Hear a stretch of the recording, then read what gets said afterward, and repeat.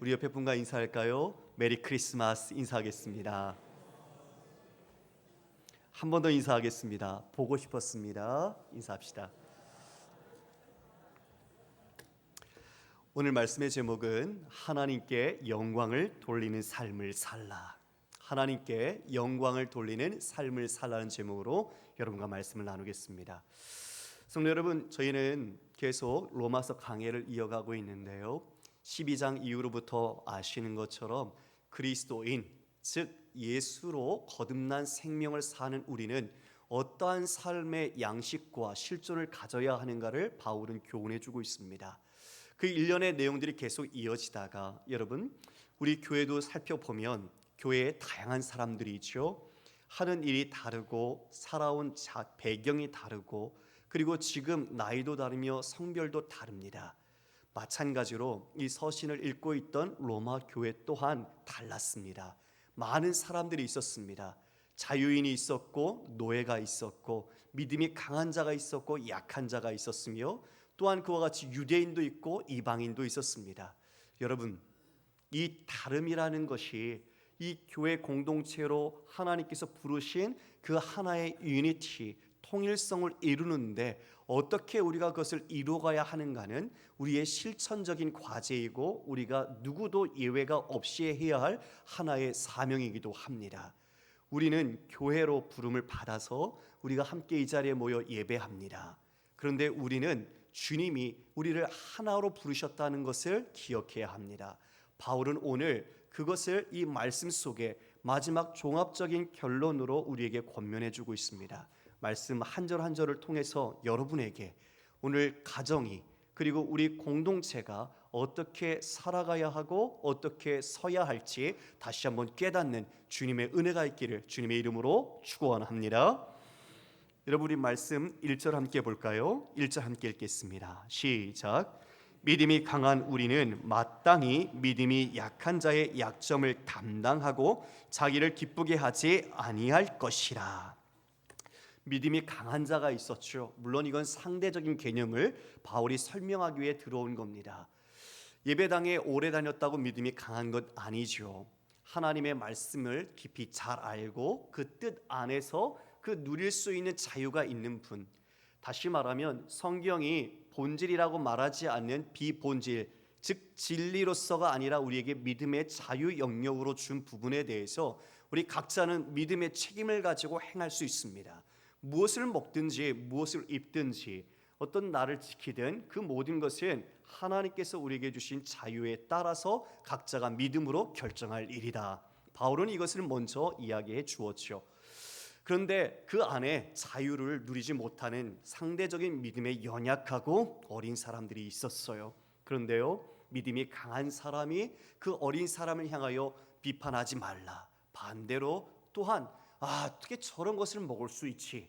유대인의 입장에서 생각해 보십시오. 그 사람들은 이방인하고 밥을 같이 먹는 것조차도 하지 않았던 사람이고 음식 정결법을 따라서 자신들의 그 모든 음식을 가려왔던 사람들입니다. 그러니 그 예수 그리스도를 믿고 이제 개종되었지만 자신들의 음식에 먹는 자유함에 있어서는 스스로가 거렸던 것이죠. 그러나 그것을 마음대로 먹는 사람을 보면서 어떻게 저럴 수 있어? 라고 업신여겼던 그 상대방의 서로의 모습 속에 바울은 말합니다. 서로 비판하지 말고 업신여기지 말아라. 왜? 그를 위하여 주께서 죽으셨다. 그는 주님이 주인이신 분이시다. 그러므로 너희는 서로 어떻게 하라고 말했죠? 먹고 마시는 것이 하나님 나라에 있지 아니하며 오직 성령 안에 의와 평강과 희락이 우리가 추구해야 될 하나님의 나라라고 이야기해 주었습니다. 그러면서 화평의 일을 추구하고 서로 덕을 세우기를 힘쓰라. 이것이 바울이 준 내용이었죠. 오늘 우리가 읽은 1절에 보면 믿음이 강한 우리는 이라고 말합니다. 바울 자신도 포함되어 있습니다. 우리 모두는 어떻게 해야 된다고요? 마땅히 믿음이 약한 자의 약점을 담당하라라고 말합니다. 여러분, 여기 담당하다라는 바스타제인이라는 이 단어는 갈라디아서 6장 2절을 보면 서로 짐을 지라라고 번역되어 있습니다. 그러니까 다시 말하면 담당한다는 것은 서로의 짐을 지는 것이다 라고 말할 수 있는 거죠. 그 믿음이 강하다고 여겨지는 사람은 약하고 어리다고 되는 사람들의 그 짐을 자신이 맡아 져주는 것, 그것을 받아주는 것, 이것이 마땅하다라고 이야기해 주고 있습니다. 여러분, 예수 그리스도께서 오셔서 우리에게 말씀하셨습니다. 수고하고 무거운 짐진 자들아 다 내게로 오라. 내가 너희를 쉬게 하리라. 나는 온유하고 겸손하니 나의 멍에를 메고 내게 배우라. 그리하면 너의 마음이 쉼을 얻을 것이다. 여러분, 우리의 짐 누가 져주셨습니까? 예수님께서 져주셨습니다. 예수님이 우리에게 빚지셨습니까? 아니요. 예수님이 우리에게 무언가 받기 위하여 보상 차원에서 해주셨습니까? 아닙니다. 예수님은 우리를 사랑하시고 아버지의 뜻에 순종하기 위하여 우리의 짐을 져주셨습니다. 온유하고 겸손하다라는 이 단어는 당시에 노예들이 가지고 있었던, 즉 힘이 없는 자들이 가지고 있는 태도를 말합니다. 팍스 로마나, 힘이 곧 정의요 권력이고 그 모든 능력이었던 시대 속에 가장 힘이 없는 노예가 비굴하게 가져야 했던 마음이 온유와 겸손함입니다. 주님은 모든 것의 왕이십니다. 그분은 만왕의 왕이신 분이 나는 온유하고 겸손하라고 하십니다. 그러면서 내게 배우라고 우리를 초청해 주셨습니다. 성도 여러분, 믿음이 강함은요 어떤 것일까요?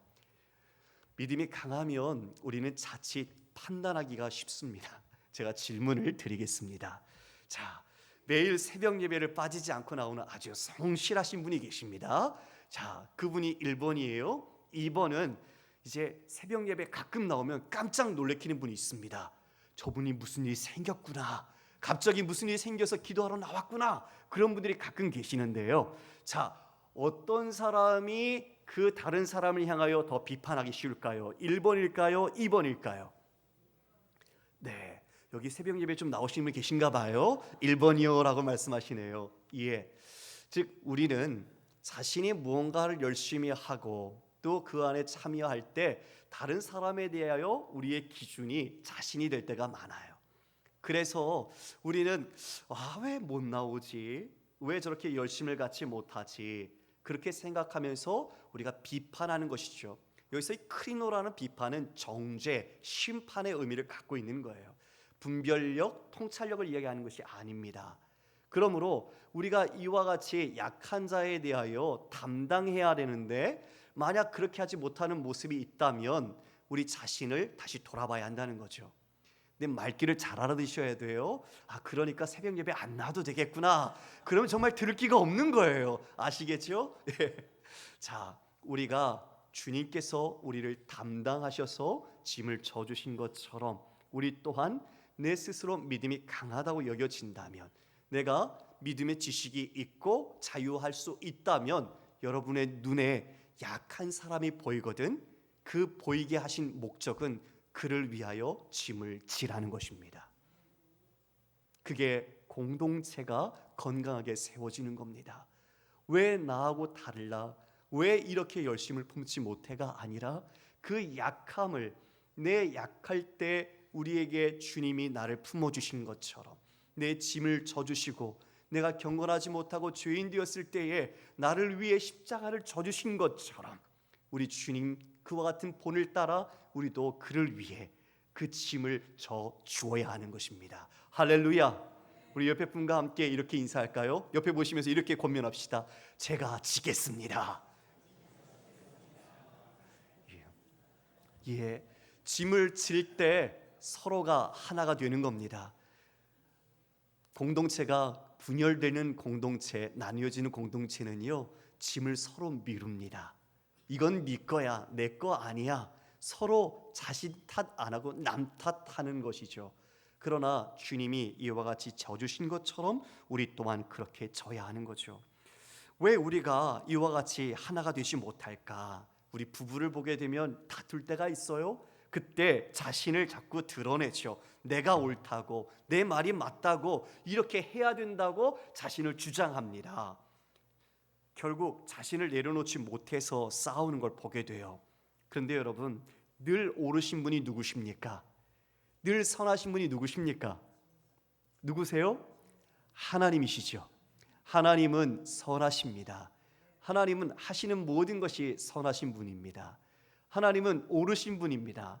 그러면 여러분, 하나님이 옳고 선하신 그분이 우리처럼 자신의 힘, 논리, 크기나 세력, 이 모든 것으로 야, 내가 맞지, 내가 선하다니까 그렇게 우리에게 증명하셨습니까? 아니요. 주님은 그렇게 자신을 드러내지 않으셨습니다. 주님은 오래 참으셨고 인내하셨고, 그래서 그 인내와 사랑의 최고의 정점, 그 최고점을 바로 예수 그리스도의 십자가로 드러내셨습니다. 그게 진짜 승리요, 우리의 향하신 하나님의 진정한 마음이었습니다. 성도 여러분, 우리는 십자가를 통과한 사람입니다. 믿으십니까? 예수 그리스도께서 십자가에 달리실 때 나 또한 달렸으며, 예수님의 부활하심이 나의 부활로 우리는 다시 예수 생명 가운데 살아가는 그리스도인입니다. 그렇다면 우리는 어떻게 행해야 하는가? 여러분, 출애굽기를 보면요, 10번째 재앙이 장자의 죽음 재앙이죠. 거기에 애굽의 모든 장자들, 그리고 심지어 짐승마저도 초태생은 다 죽임을 당했습니다. 그런데 이스라엘 히브리 사람이 있는 고센 땅은 고요했어요. 아무런 해가 없었습니다. 여러분, 묻습니다. 그들이 죄가 없어서입니까? 아니죠. 맞습니다. 그들 또한 죄인입니다. 그런데 하나님께서 그들을 구별하셨습니다. 대신 그런데 죽은 것이 있습니다. 무엇이 죽었습니까? 고센 땅에선 어린 양이 죽었습니다. 어린 양, 바로 그것이 누구입니까? 바로 이 땅에 오신 예수 그리스도입니다. 예수 그리스도께서 그와 같이 어린 양으로 이 땅에 오셔서 우리를 지금까지 이와 같은 사랑과 구원으로 인도해 주셨던 것입니다. 2절에 이에 우리 각 사람이 이웃을 기쁘게 하되 선을 이루고 덕을 세우도록 할지라 말합니다. 예수 믿고 이제 우리는 자기를 기쁘게 하는 삶을 살지 않습니다. 우리는 타자를 기쁘게 합니다. 이제 세상 사람들은 자신의 만족과 자신의 기쁨을 추구하며 살지만 우리는 목적이 바뀌었습니다. 이 타적, 즉 예수 그리스도와 그리고 이 땅에 있는 이웃들을 사랑하는 삶으로 우리의 삶의 방향이 바뀐 겁니다. 여러분, 예수님이 그렇게 사셨습니다. 예수님이 그렇게 우리를 위해 내어 주셨습니다. 시편 69편 9절을 인용해서 3절에 말씀하고 있는데요, 주의 집을 위하는 열성이 나를 삼키고 주를 비방하는 비방이 내게 미쳤나이다. 주님을 향하여 열심을 가지셨던 우리 주님은 도리어 비방을 당하셨다. 모욕과 고난, 고통을 받으셨다라고 말씀하고 있습니다. 고난은 기쁨이 될 수 없지요. 그런데 그 기쁨, 나의 기쁨이 아니라 바로 아버지의 기쁨, 또한 우리의 기쁨을 위해서 주님이 그와 같이 고난을 당하셨다는 것입니다. 요한복음 8장 29절에 이와 같이 말씀합니다. 나를 보내신 이가 나와 함께 하시도다. 나는 항상 그가 기뻐하시는 일을 행함으로 나를 혼자 두지 아니하셨느니라. 누구의 일을 기뻐하신다고요? 그가 기뻐하시는 일을 행한다. 곧 하나님 아버지께서 기뻐하시는 일을 우리 구주께서 행하신다라고 말씀하고 있습니다. 바로 그 열심이 이 현실 속에는 고난과 비방으로 다가온 것이죠. 십자가를 통과한 사람은 그리스도를 본받는 삶을 살아갑니다. 십자가에 달려 내가 죽고 예수 생명으로 사는 이상 우리는 더 이상 자신을 위해 살지 않습니다. 타자를 위해서, 그의 기쁨을 위해서 살지만 그 기쁨은 세상의 기쁨이 아니라 그와 내가 예수 그리스도 안에서 온전히 하나 되어 하나님의 기쁨을 위하여 유익을 구하는 모습으로 나아가는 것입니다. 예수께서 너희가 나를 따르려거든 자기를 부인하고 자기 십자가를 지고 나를 따르라 말씀하셨습니다. 여러분, 자기 부인과 자기 십자가, 누구든 지고 싶지 않아 하죠. 세상에 있는 사람들은 그 반대 길로 갑니다.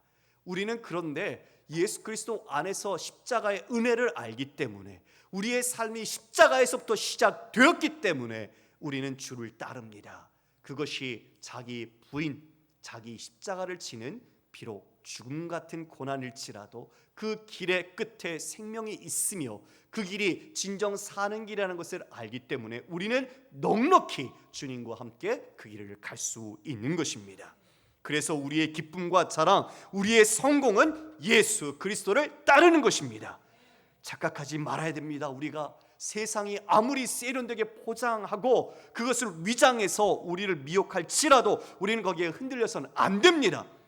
여러분, 복음마저도 우리를 유혹합니다. 예수 십자가의 죽음을 이 땅의 번영과 기복으로 바꾸어서 예수를 믿는 것으로 우리를 유혹하는 이 번영주의 신학과 기복주의 신학이 지금도 여전히 있습니다. 긍정적인 사고 속에서 내 삶의 안위와 평안과 행복을 위하여 예수 그리스도를 도구로 삼는 이와 같이 잘못된 복음의 모습들이 여전히 21세기에 우리에게 있다는 것입니다. 성도 여러분, 속지 말아야 합니다. 우리 광주에 보면 이단들이 특히 많습니다. 그들은 자신을 기쁘게 하는 사람들입니다. 그리스도를 기쁘게 하지 않습니다. 우리는 그리스도를 기쁘게 하는 성도입니다. 선을 이루고 덕을 세우라. 하나님의 기뻐하시는 뜻을 따라 그 선을 이루고 덕 오이코도메, 즉 집을 건설해 가는 것이죠. 그 집 지붕 아래에 사랑하는 우리 가족들, 믿음의 권속들이 함께 모여 주님의 말씀 가운데 그리고 주의 뜻을 따라서 건강하게 자라가는 것, 바로 우리 교회가 그와 같은 덕을 세우는 공동체가 되어야 할 것입니다. 세상은 날로 개인주의와 이기주의가 팽배해가고 있습니다.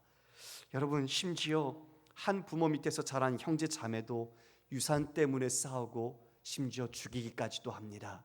여러분, 돈은 집을 세우지 않습니다. 분명히 알아야 합니다. 우리가 하나님 그리스도의 말씀으로 우리 모든 가정과 교회가 온전히 세워져야 합니다. 할렐루야. 우리는 언젠가 이 땅에서 다 하나님 나라로 가게 될 겁니다. 우리의 자녀들이 이 땅에 남았을 때 그들이 쓰러져도 다시 일어날 수 있는 영원하신 힘, 우리를 향하신 영원한 생명을 주실 수 있는 분, 바로 우리 자녀들에게 하나님, 우리 주 예수 그리스도 그분의 영원하신 말씀을 가르쳐야 합니다. 믿음이 무엇인지, 신앙이 무엇인지, 예수 그리스도의 십자가가 무엇인지, 그리고 우리의 삶의 목적과 의미가 무엇인지 십자가를 통과하지 않고서는 우리의 온 삶을 하나님께 드릴 수가 없습니다. 우리 23년 얼마 남지 않은 이 시점에 즈음하여 우리 한 해를 어떻게 달려왔는지 돌아봤으면 좋겠습니다. 십자가를 붙들고 십자가의 정신과 하나님의 말씀으로 내가 살아왔던가, 아니면 내 삶의 목적이 그 길과 다른 길에 있었고 내가 이와 같이 약점을 가지고 있는 이 성도들 아니면 주위의 이웃들을 담당하지 못하고 오히려 내가 멀리하며 그들을 회피하지 않았는가, 우리의 마음을 정말 정직하게 돌아봐야 할 것입니다. 바울은 4절에 자신의 성경관을 이야기해 줍니다. 무엇이든지 전에 기록된 바는 우리의 교훈을 위하여 기록된 것이니 우리로 하여금 인내로 또는 성경의 위로로 소망을 가지게 함이니라. 구약의 성경 말씀이겠죠. 그 모든 것은 교훈을 주는데 그 말씀이 우리로 인내와 위로를 준다. 여러분, 인내와 위로를 준다는 것은 그만큼 믿음의 현실이 녹록지 않다는 것이죠.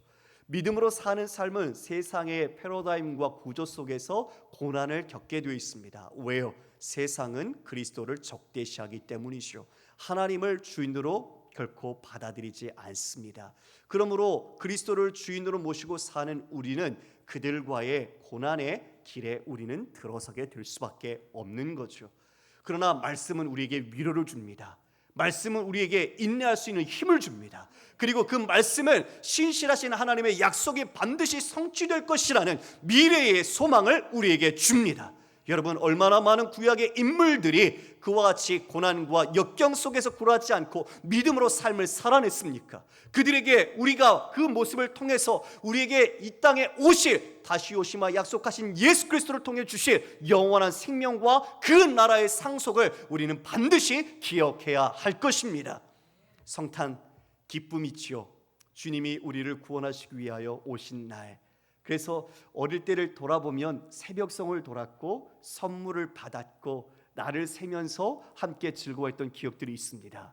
그러나 그 기억, 그 기쁨, 즐거움 이면에 우리 주님이 이 땅에 오심은 우리의 죄를 대신하기 위한 십자가의 죽음이 전제되어 있습니다. 그래서 우리는 마냥 기뻐할 수 있는 것만은 아닌 것 같습니다.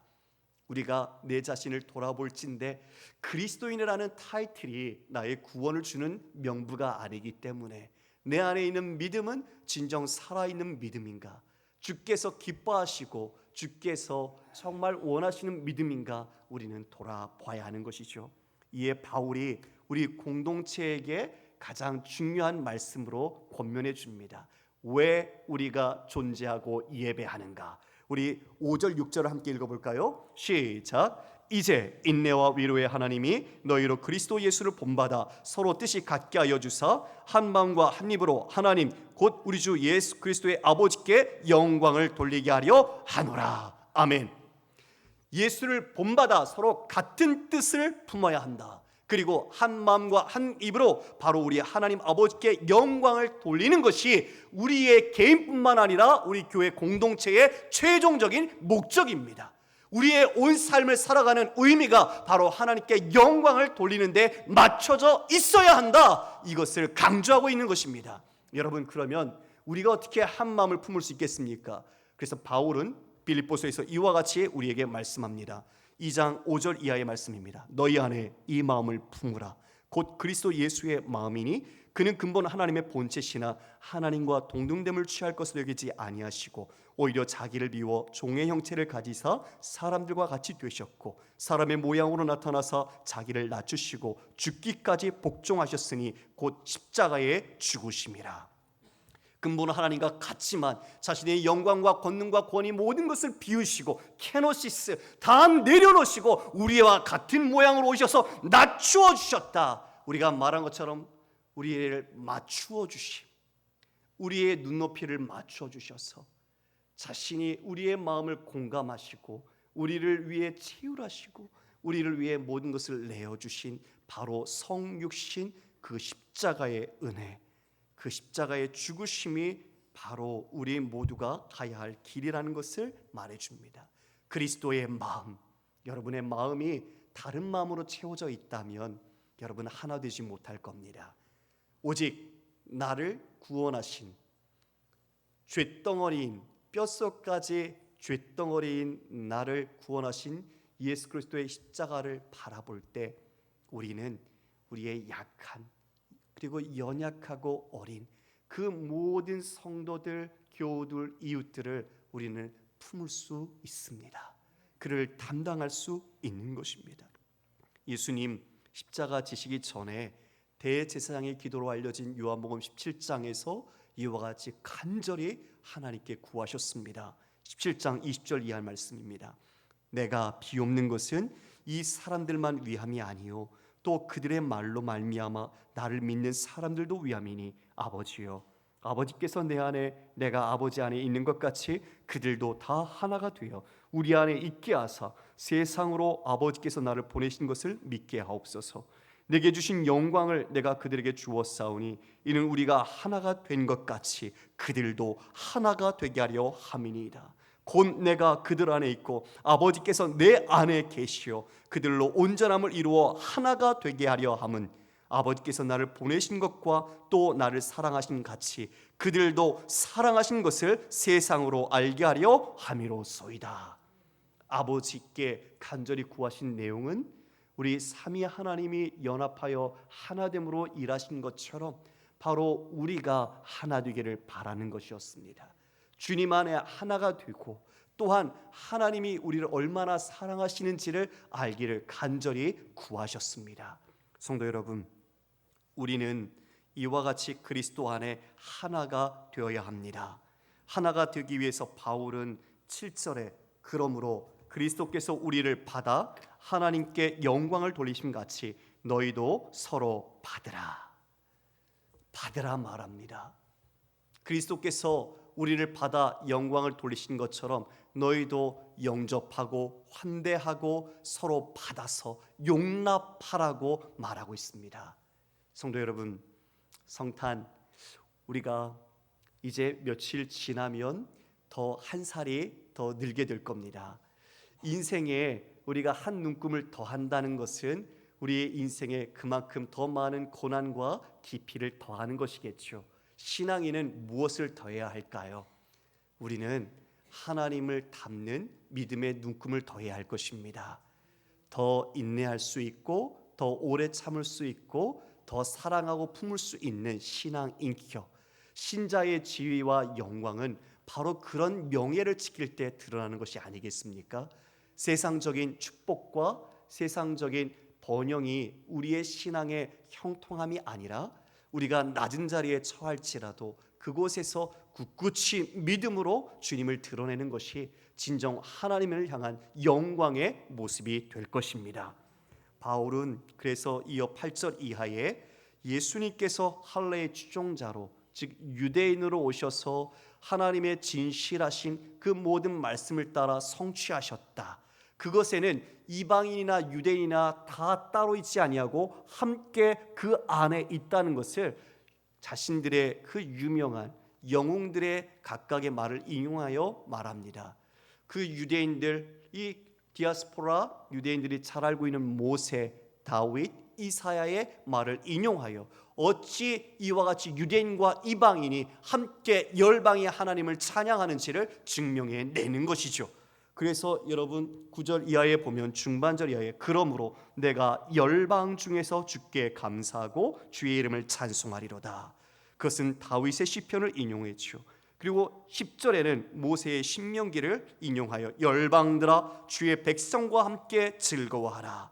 또한 11절에도 시편을 인용하여 모든 열방들아 주를 찬양하며 모든 백성들아 그를 찬송하라. 우리 12절 말씀 함께 읽어볼까요? 시작. 또 이사야가 이르되 이새의 뿌리 곧 열방을 다스리기 위하여 일어나시는 이가 있으리니 열방이 그에게 소망을 두리라 하였느니라. 이사야서의 52장 15절 말씀을 통해 바로 이새의 뿌리, 우리의 통치자로 오실 우리의 소망이신 메시아 예수 그리스도, 그분이 열방의 소망이 될 것이다. 우리의 소망이 그리스도께 있음을 이와 같이 바울은 권면합니다. 여러분, 말씀을 정리합니다. 우리가 서로 받는다는 것은 단지 우리의 지식 그리고 인식, 의식만을 말하는 것이 아닙니다. 실제적인 삶에서 받아야 합니다. 그것은 빌립보서 2장 1절 이하에 이와 같이 우리에게 해석할 수 있습니다. 그러므로 그리스도 안에 무슨 권면이나 사랑의 무슨 위로나 성령의 무슨 교제나 긍휼이나 자비가 있거든 마음을 같이하여 같은 사랑을 가지고 뜻을 합하여 한 마음을 품어 아무 일이든지 다툼이나 허용을 하지 말고 오직 겸손한 마음으로 각각 자기보다 남을 낮게 여기고 각각 자기 일을 돌볼 뿐더러 또한 각각 다른 사람들의 일을 돌보아 나의 기쁨을 충만하게 하라. 우리는 다른 사람을 자신보다 높게 여기며 또한 내 일을 돌볼 뿐만 아니라 그의 일을 맡는 것, 그의 일을 함께 져주는 것, 함께 동역하는 것, 함께 수고하는 것, 이것이 서로 받는 것입니다. 할렐루야. 우리가 서로 받을 때 우리는 주님께서 기뻐하십니다. 소망하고 기대합니다. 우리 주님 다시 오신다 말씀하셨는데 그때에 이와 같이 믿음 있는 자를 보겠느냐라고 우리에게 아주 의미심장한 말씀을 남겨주셨습니다. 바라기는 우리 사랑하는 영천의 모든 교우분들이 서로 정말 자신의 약점, 그 상대방의 약점을 다 담당해 주면서 그리스도의 마음으로 서로를 용납하고 서로를 겸손과 사랑으로 세워줌으로써 주님 오시는 그날 잘했다, 정말 믿음을 지켰구나, 너는 내 사랑하는 아들과 딸이다, 이 귀한 인정을 받는 우리 모든 성도들 되시기를 주님의 이름으로 축원합니다. 다 함께 찬양하겠습니다.